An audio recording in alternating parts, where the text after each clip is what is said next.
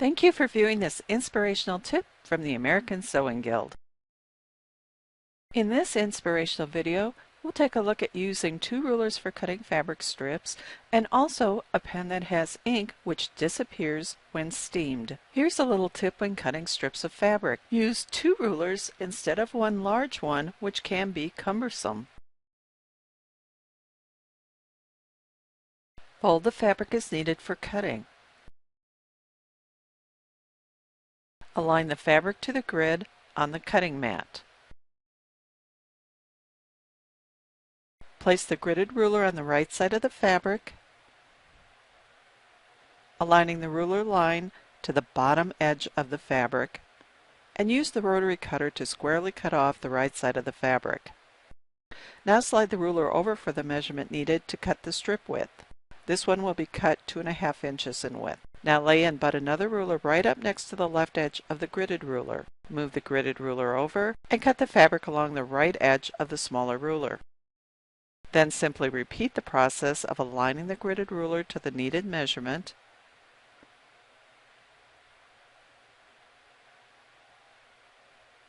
butting the second ruler next to the first, and cutting the strip. Using 2 rulers like this is sometimes easier than using one large ruler, which can be hard to hold while rotary cutting.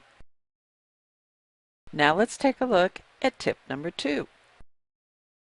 There are many pens with which folks use to mark fabric. We'll take a quick look at some of them and talk about some good and bad points. All of these can be found at an office supplies store. Let's start with a plain pencil. This is a number 2 mechanical pencil.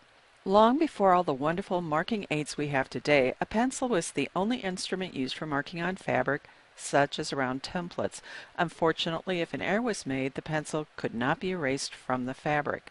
Permanent pens, such as this fine tip Sharpie brand marker, are great if you want permanent writing on fabrics, and they come in colors. These are great for making simple labels for quilts or garments because the ink is permanent.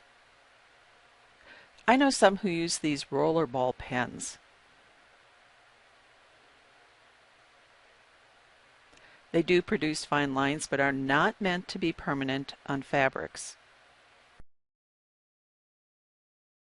Then there is the Friction brand pen. It writes just like a ballpoint pen.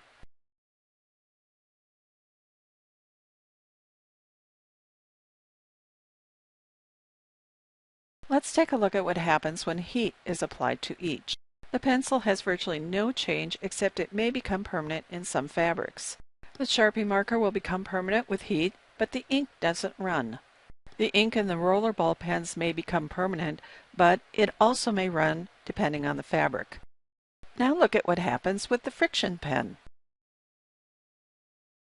The ink disappears when heat and steam are applied.